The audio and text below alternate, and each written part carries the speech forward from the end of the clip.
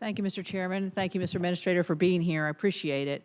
I know you waited a while to get here, so we're glad you're taking charge.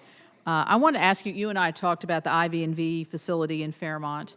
I wanted to know I know that you've been aware and are supportive of that. I wanted to know what you might envision for the future there where the applications may be more beneficial to NASA, but also within the federal government, if you have any thoughts on that. Yes, ma'am, that's a wonderful question. So the IV&V facility is currently partnering with a number of different agencies apart from NASA. Right. I can think of the Department of Energy, the Department of Homeland Security. Of course, we have some non-government partners as well. So we do utilize NASA's IV&V facility to do governmental things that are broader than what NASA itself does. Yeah. And we want to continue doing that. Mm-hmm. We believe that we are a national asset that can be utilized by a whole host of different government and non-government functions. We want to make sure that when we do that, though, we're not impacting, of course, NASA's mission. So right. That's, I think, an important thing that I want to make sure that we don't impact NASA's missions. But certainly, we see ourselves as a partner to the federal government at large. Well, thank you. Thank you. Last week, NASA announced that a team from West Virginia University was selected to test their research in simulated microgravity at the Johnson Space Center. They'll be able to conduct their experiments in the pool where the astronauts train for their spacewalks. This is a unique and tremendous opportunity for our students, as you can imagine. And it's part of NASA's education program. So I continue to be frustrated that the administration continues to call for the elimination of NASA's Office of Education. So I would suggest maybe you rename it to be the Office of Inspiration, because you're inspiring through these educational opportunities the next generation of science, technology, and interest in space and lighting a fire among a lot of young people.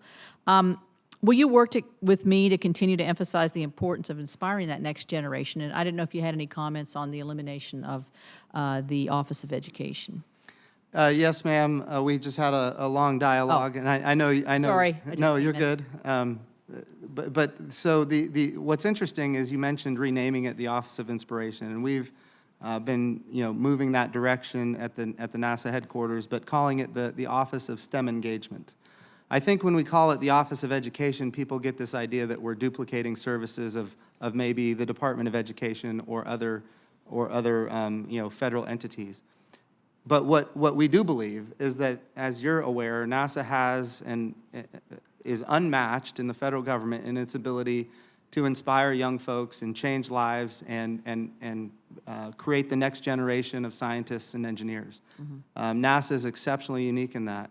And in fact, you mentioned that you had folks, was it the University of West Virginia that are heading down to Houston? Yeah.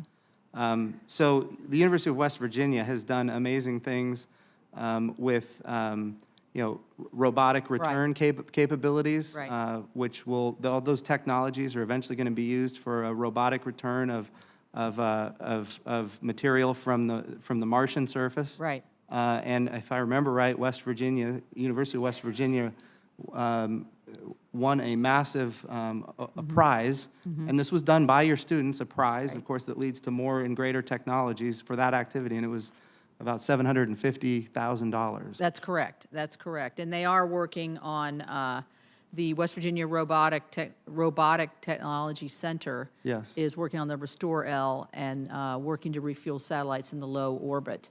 Let me just say, since I just have less than a minute, and I think I shared this with you when we talked, trying to inspire the next generation of young women and particularly into the STEM area. I just want to thank NASA because Dr. Peggy Whitson came to 2 elementary schools with me, talked about her spacewalks, talks about how she's been in space longer than anybody else in the history, and she really inspired a lot of young girls that day, and that is such a rich resource. I mean, I was kind of standing there going, does anybody want to get in public service? And nobody would even look at me because they were just crazy to listen to what's it like to be in space and to get to be up close and personal with such an inspirational figure. So I hope that program continues, and I hope that the resources that you have there, you share with the next generation to inspire. So thank you for that. Yes, ma'am. Thank you.